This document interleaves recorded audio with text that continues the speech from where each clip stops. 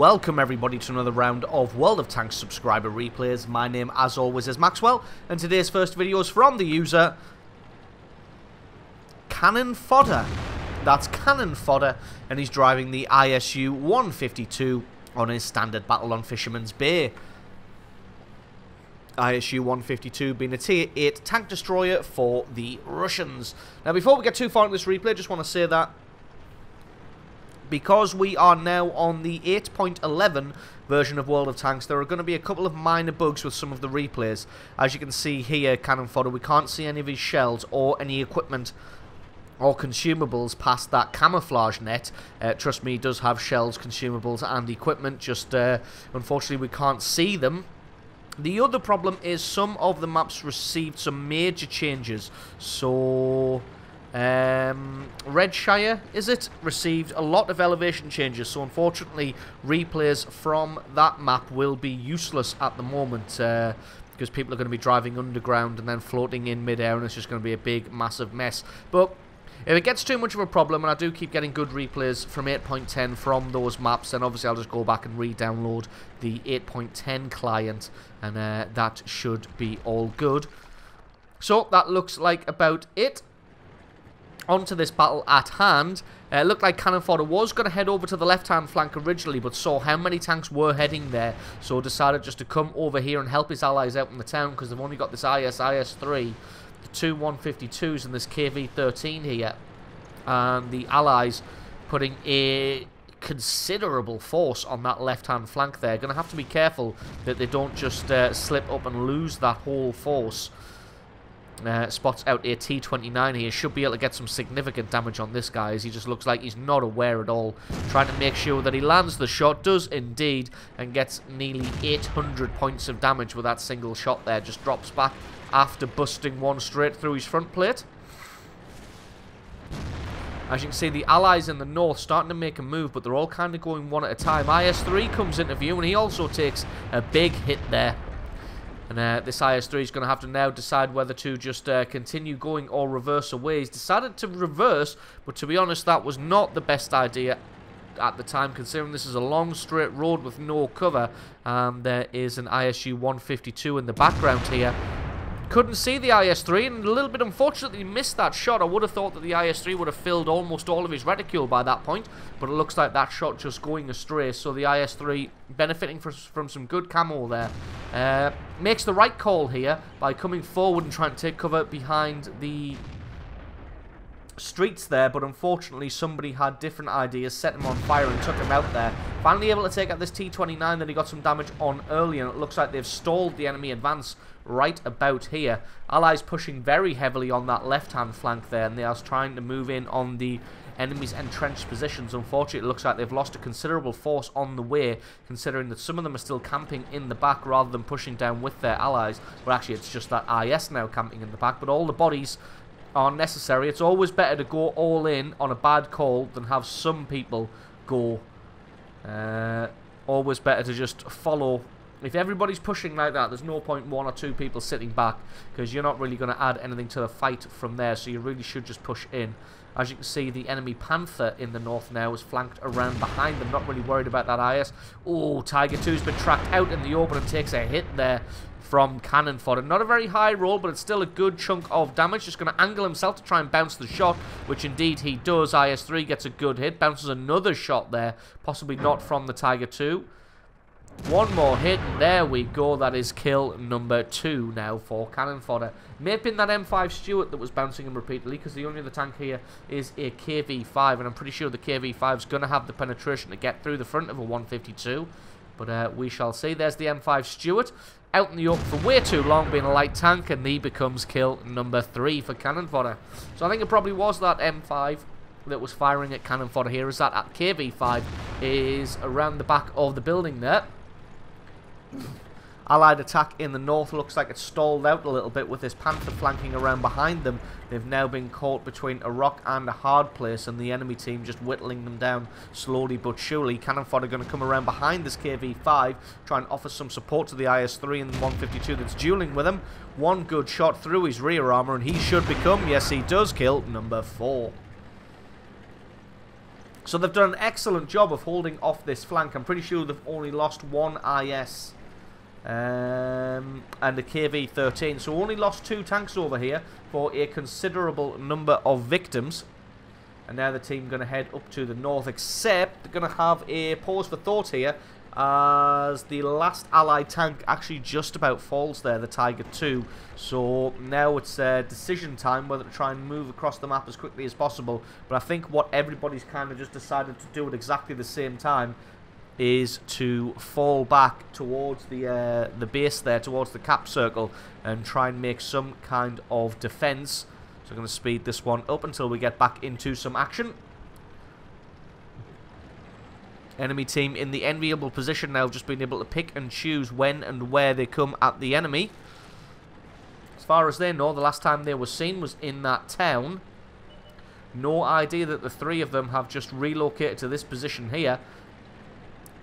Without much communication as well, the 3 of them just dropped back and took up great defensive positions, using this rock here to shield them from the left-hand side so that none of the tanks coming in from the east, west, forgot how to tell direction. So none of the tanks coming in from that left-hand flank will be able to get easy shots on them.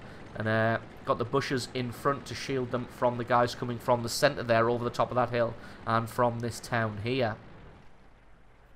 So just going to play this one patiently and wait it out and see where they come from. They're all in pretty good shape here. Cannon fodder hasn't taken any damage. The IS-3 hasn't taken any damage. And the other 152 only got 400 hit points left. But if he can stay hidden, he's got a big cannon. And this Black Prince is in serious trouble here. There we go. That's the Black Prince taken out. And he becomes kill number 5 for cannon fodder. Comet gets spotted out as well. So a good chunk of the enemy team's actually on full hit points. I was expecting, with the amount of them left, that at least some of them would be on low health. But it looks like most of them fared pretty well in that fight in the north. And I've got to be careful here. Yes, 152 will make short work of somebody if he's allowed. But it looks like they've got other plans for him, as cannon fodder sinks a shot straight through his front plate, picking up kill number 6. As Comet now taking damage. Got to be careful because the allied 152's out in the open there, although the Comet's taking considerable damage here. And he's going to have to drop back and try and get into cover. Cannon fodder's got a rock in front of him, so he's not going to be able to pick a shot out on him. But if he tries to come through a more southerly route through the town, then he's going to get taken out here by cannon fodder, just overlooking this place now. And there he is, makes an appearance. Cannon fodder has a snapshot, takes him out, and picks up kill number 7. And evening the game up very, very nicely now. Allied enemy team only got those 2 ISs and that Tiger Mark 1 against the IS-3 and 2 ISU 152s of the Allied team. So the Allies in a much, much better position now. And those 3 tanks last spotted in the western area, although that's where everybody was last spotted, so I wouldn't take that as gospel that that's where they are going to be. But the 3 allies deciding now to move off together. All of them go and take this southerly route through the town and try and make their way to the enemy cap. Spots out the Tiger 1, and the IS was making his way towards the base, but he gets taken out. Just lets his reticule close in on the Tiger. Tiger just not aware of where the threat was, and gets himself taken out in short order. There's an IS left. It looks like he's chasing down the Allied ISU 152 there. Got to play it carefully though. So that IS does still get a decent cannon. Oh, he's been left with 48 hit points. One more shot. And cannon fodder is able to take him out and pick up kill number 9 and 6,000 points of damage. So absolutely awesome replay from you. Great last stand by the 3 of you there, holding off against superior numbers, but unfortunately not for the enemy, not superior tactics. So thank you very much for sending that replay in. Stick around because as always the score screens and another game are coming right up.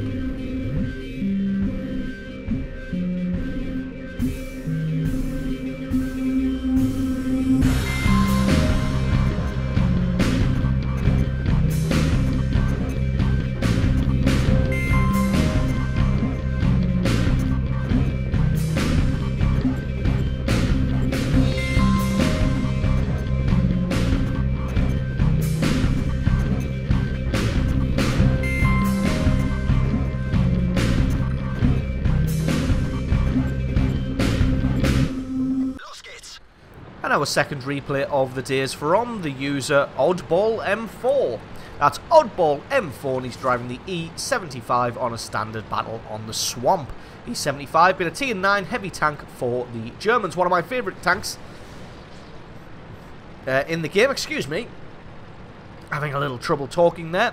So yeah, E75, one of my favourite heavy tanks, if not one of my favourite tanks of all time, just because of its sheer amount of armour and its ability to just turn aside damage like no other tank that I've ever seen. But maybe the mouse, but the mouse suffers from the problem of whenever anybody comes up against the mouse, it's just automatically load the gold, load the premium rounds, whereas with the E75 people always don't always think of loading the gold immediately. Try and pick out your weak spots first, so that gives you a chance to turn aside a little bit of damage before people just automatically load the premium shells. Okay, taking a slightly unorthodox route down the hill there, trying to get there as quickly as possible, but does cause 240 points of damage to himself and damaging his track there. But it's the 75, so he can take the damage. So, onto this replay. Oddball going to be heading all the way down this dried up riverbed by himself here. Going to be setting up in a good position. Going to wait for anybody to come around the corner and just shoot them in the face. Already seeing that there's an IS and a Chi-Ri in the area somewhere. You can almost expect somebody to come flying around this corner. There's the IS there. Gets spotted out by somebody. This IS is going to be absolutely no match whatsoever for an E75. An E75 Oddball knows it fine well. Makes his way... Well, he's not quite making his way. He's being a little bit tentative just because he doesn't know who else is in the area. There's that Chi-Ri and that T29, is that? It is indeed. Oh, a little bit unlucky to get a bounce on the T29 there. The IS comes around the corner. Gets shot in the face. Just going to wait for his cannon to reload. The only downside of the E75 is its cannon seems to be...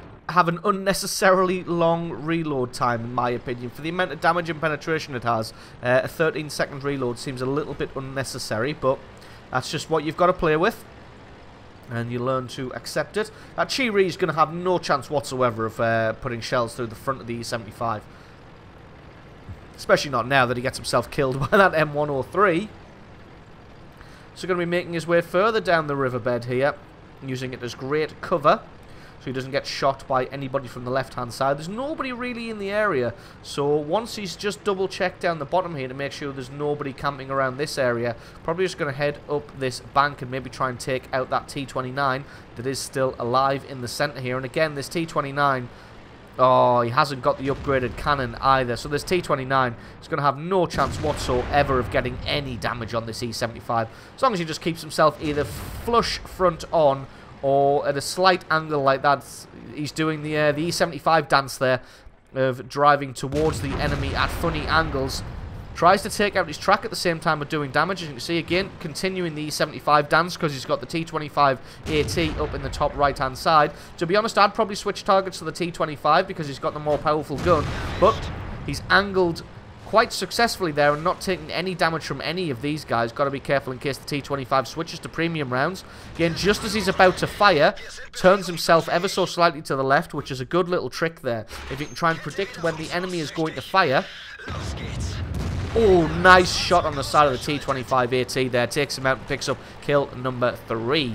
But like I was saying, nice little trick you can do if you can get used to it is if you can predict when about the enemy is going to fire and then angle your tank just as he fires. You can generally get them to bounce. You can sort of show the enemy slightly more of his side armor than you wanted to, and then as he fires, tighten up that angle a lot, and you can generally bounce a shot, because even if you start tightening up the angle, the enemy tends to stubbornly continue firing at that place, even though it's not a favorable shot anymore. So anyway, enough of me waffling on about the skills of angling your tank armor. The Allied team's a little bit on the back foot at the moment, getting swamped from the north by a considerable force of enemy tanks. Oddball just comes and settles in as the guy who's going to absorb all the shots, spots out an E75 in the distance, rushes his shot just a little bit and puts it over the top, which is a little bit unfortunate. There's two T-54s here, and Oddball's still going to keep his cannon focused on the E-75. Nope, going to switch across to the T-54 there. Gets a good hit through his side armor, takes him out. Now he's got to be careful of this other T-54, but as you can see, he's angled just enough and able to bounce that shot there. The other E-75's now dropped back behind the ridge there. Did get his track taken out. Just got to play this one carefully because the enemy team has two E-75s. Can he get a good shot on this? Yes, he can. And that is kill number 5. So just getting in the way of this T-54 shot there, blocking it from hitting his ally, which is what the E-75 does, is he gets shot so you don't have to. T-54 still sort of playing a little bit of peekaboo around this rock. Oh, very nice ammo rack by the T-30 there. Not sure it was necessary. I think he only had about 200 or 300 hit points, but still, always nice to get an ammo rack on somebody. But it looks like the enemy is now closing in from the other direction, so they're going to have to play this one carefully. There was an E-75 somewhere around here, but it looks like he's activated his cloaking device, and he's no longer visible. So the Allied team just playing back-to-back here, trying to defend. That Panzer Soufflé gets taken out, as does the M103, and that just leaves himself, the T-30, and this GW Tiger P. And they're going to have to try and repel this attack from the south before switching their attention back to the north. Well, sorry. They've got to repel this attack from the right before switching their attention back to the left. Gets a great shot on the Su-14-2 there. Takes him out, and that's kill number 6 and his well-deserved Top Gun medal. IS-3 going to be trying to push down on the T-30 here. If he continues going past that building, he's going to be in trouble, but it looks like Oddball decided that the T-30 can look after himself, which indeed he can, and he decides to barrel down on this ISU-152 here. Got to be careful though, because the ISU-152 has the cannon to be able to do some significant damage to the C-75 if he doesn't angle himself properly. And it looks like he's just decided to drop back and hide behind the hill there. This IS-3 deciding he didn't really want anything of the fight with the T-30, and he is dropping back. A little bit unfortunate that Oddball only... Well, it looks like he just totally bounced or, in fact, missed the side armor of this IS-3. Got to be careful because this ISU is behind him and the T-30 gets a second ammo rack. So doing a great job there. This ISU-152 looks like he fired and missed. Oddball had to be aware that he was there and had to be careful because if that 152 was able to put a shot through his rear, that was just going to sail straight through his armor and do considerable damage there. But now it's just a case of trying to push down on this 152. The E-75 was last spotted just coming around that ridge there, so got to be careful. This T-30's got hardly any hit points left himself, so just going to make their way in this direction to try and put some distance between themselves and the E-75. And then Oddball going to be coming over the top of the ridge at a funny angle, spots out the 152, takes his shot, and picks up kill number 7. This E-75 has appeared in the town there and is able to take out the T-30 because he was on practically no hit points. And that just leaves himself, Oddball here, the artillery against this lone E-75, which has full hit points. So this is going to be a little bit of a difficult battle, but it looks like the E-75 is focused on the artillery here. So working out slightly in the favour of Oddball. And he's now going to have to play an epic game of peekaboo around these rocks because it looks like he's 3 shots from death and the enemy E-75 is probably around about 4 shots from death. Just both positioning and manoeuvring themselves. Going to see if he can maybe lure the E-75 into having a shot and then he can take his shot at his leisure. Maybe going for the commander's hatch here, because you can see just the top of that commander's hatch, although the E-75 realised that, started to drop back, could still see a tiny bit of that hatch, able to get a good hit through the armour of this E-75, and he decides to drop back here while he reloads. Oh, and the E-75 making a rookie mistake here of just charging around the mountain, and he takes another big hit through the side armour there. He gets one in return, but the mistake that the enemy E-75 here made is because he took damage, he thought that he needed to get damage back on the enemy tank and put himself in a really shitty position here. And then Oddball was able to get 2 good hits, and now the momentum has swung in the opposite direction, especially with the E-75 bouncing that shot. And now Oddball just going to back off and try and create some space so he can get a shot through any part of the armor that he likes. Looks like he's going to go for the commander's hatch, waiting for the opportune moment, takes his shot, and that is kill number 8 and the victory for Oddball M4. So absolutely awesome replay from you. Thank you very much for sending that one in. Don't forget, guys, if you've got yourself a good replay, then please send that to replay@screenreality.com. Link for that is in the description. If you enjoyed this video, leave me a like or favourite, stick a comment in the comment section below, let me know exactly what you thought. And if you're not already, then please consider hitting that subscribe button for more content like this in the future. I have been Maxwell, this has been World of Tanks, and I will catch you guys next time.